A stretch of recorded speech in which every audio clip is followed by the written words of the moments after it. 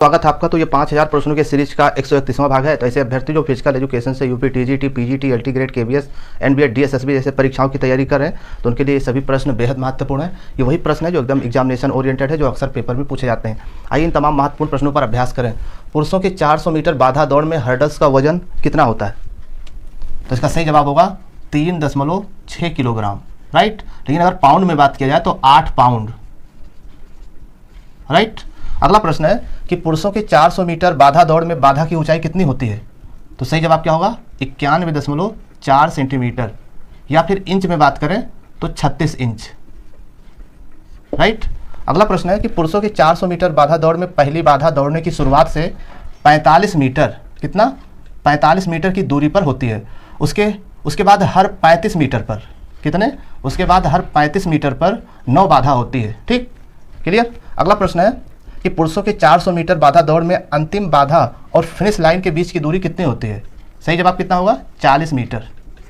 अगला प्रश्न है कि पुरुषों की 110 मीटर बाधा दौड़ में बाधा की ऊंचाई कितनी होती है? सही जवाब क्या होगा? 106.7 सेंटीमीटर, या फिर इंच की बात करें तो 42 इंच, राइट।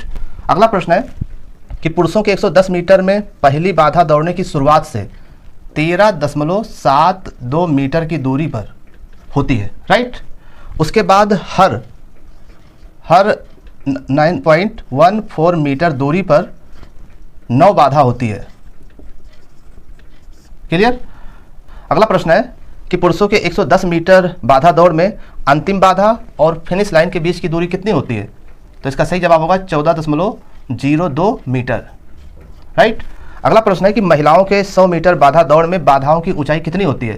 तो इसका सही जवाब होगा 83.3 सेंटीमीटर, या फिर इंच की बात करें तो 33 इंच, राइट।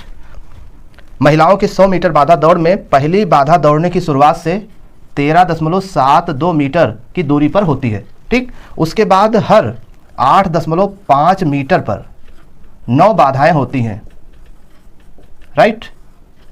अगला प्रश्न है कि पुरुषों के लिए 400 मीटर बाधा दौड़ की ऊंचाई कितनी होती है? सही जवाब क्या होगा? 91.4 सेंटीमीटर। अगला प्रश्न है कि पुरुषों के लिए 400 मीटर बाधा दौड़ में बाधा का वजन कितना होता है?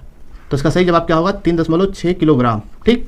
अगला प्रश्न है युवाओं के लिए 400 मीटर बाधा दौड़ में बाधा की ऊंचाई कितनी होनी चाहिए? तो इसका सही जवाब है 84 सेंटीमीटर। अगर ये बात किया जाए कि युवाओं के लिए बाधा की यानी हर्डल्स का वजन कितना होना चाहिए, तो 2.7 किलोग्राम, राइट। नेक्स्ट क्वेश्चन है कि 110 मीटर बाधा दौड़ में महिलाओं के लिए बाधा की ऊंचाई कितनी होनी चाहिए?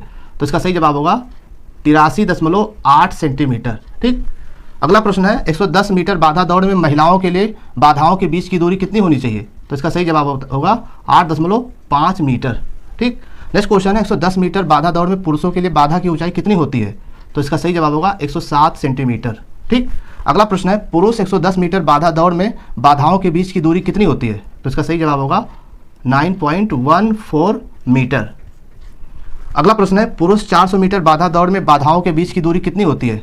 सही जवाब 35 मीटर, ठीक। अगला प्रश्न है पुरुष 400 मीटर बाधा दौड़ पहली बाधा तक की दूरी कितनी होती है? 45 मीटर, ठीक। अगला प्रश्न है महिला 400 मीटर बाधा दौड़ में बाधा की ऊंचाई कितनी होती है? सही जवाब 76.2 सेंटीमीटर।